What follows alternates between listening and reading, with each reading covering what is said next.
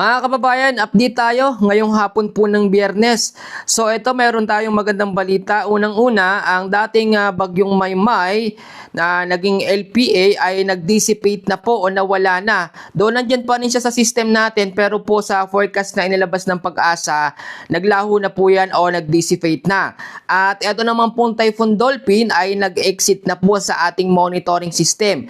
Yan ay masyado ng malayo, no, at nasa ibang lugar na. Wala na rin po itong direktang epekto sa anumang bahagi ho ng ating bansa.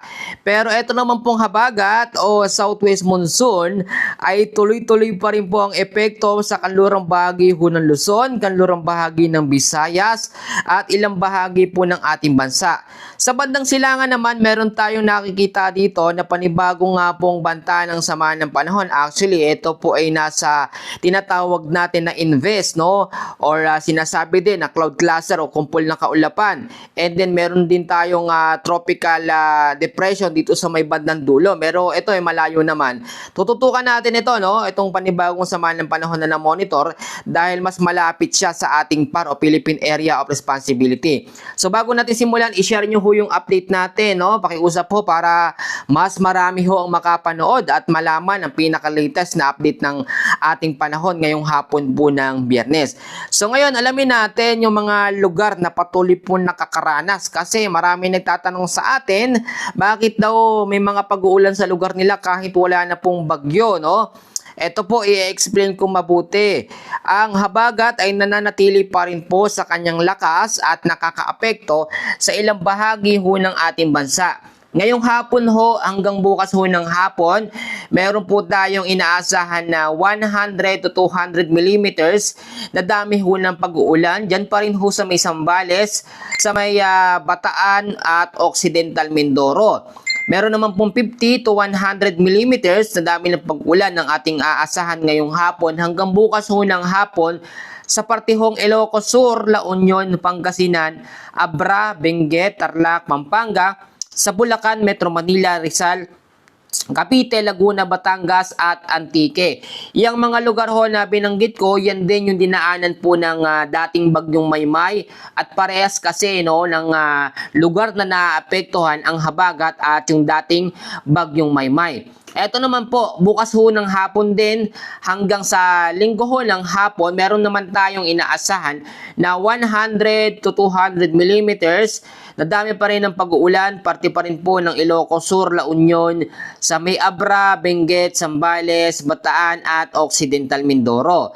Meron ding 50 to 100 millimeters na dami ng pag-ulan sa Ilocos Norte, Pangasinan, Apayao, Kalinga, Mountain Province, Sipugaw, Nueva Vizcaya, Tarlac, Nueva Ecija, Pampanga, Bulacan, parte ho ng Metro Manila, Rizal, Cavite at dyan po sa may Batangas. Sunday naman po ng hapon hanggang sa Lunes ho ng hapon. Medyo aabutin talaga tayo hanggang sa next week, no? Meron pong 100 to 200 millimeters sa dami pa rin ng pag-uulan. Sa Ilocos Sur pa rin po, La Union, Abra, Benguet at Zambales. Meron ding 50 to 100 millimeters. Ito po ay linggo ng hapon hanggang sa Lunes ng hapon. Diyan pa rin sa may Ilocos Norte, Pangasinan, Apayao, Kalinga, Mountain Province, Nueva Vizcaya, parte ho ng Tarlac, Nueva Ecija, Bataan, Pampanga at Occidental Mindoro.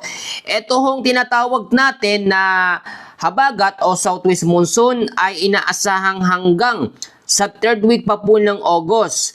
Pero hindi na ho siya magiging kasing lakas nung una.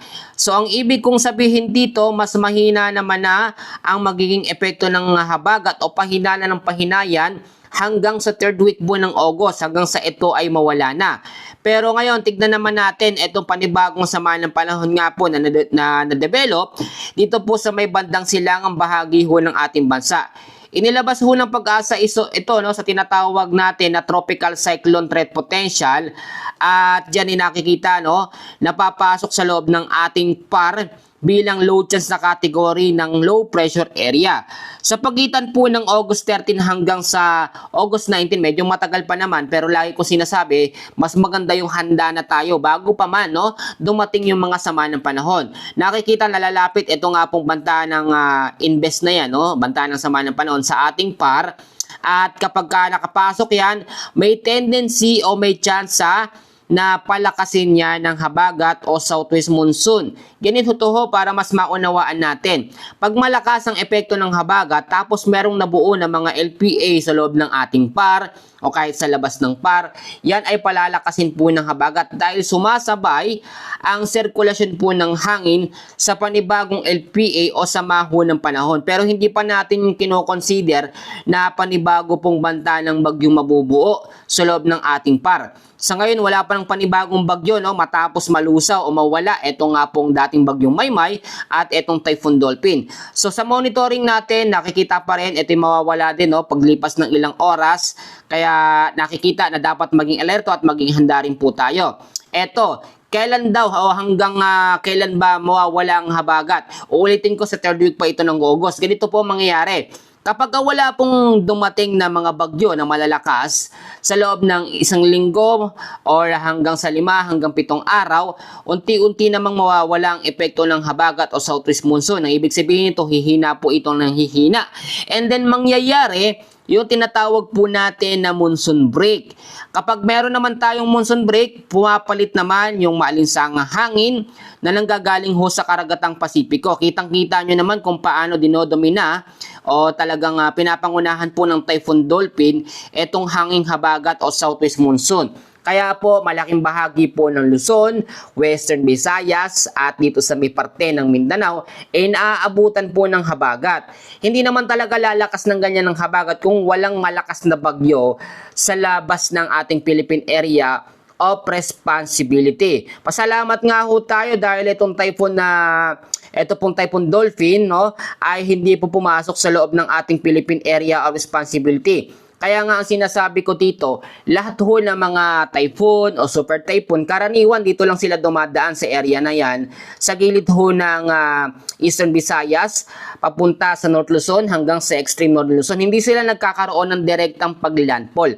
Unlike po sa mga mahihinang bagyo sa tropical depression hanggang tropical storm, nabubuo yan sa loob ng ating par bilang mahinang bagyo and then hindi nalalakas sa pagiging typhoon o super typhoon category. So babanggitin ko yung mga lugar na patuloy pong makakaranas ng epekto ng habagat sa mga susunod na mga araw. So eto na lang yung mga lugar na matitira ha. Ang ilang bahagi po ng Mindanao, lalo ng silangan ng Mindanao, medyo safe po sa epekto ng habagat o southwest monsoon.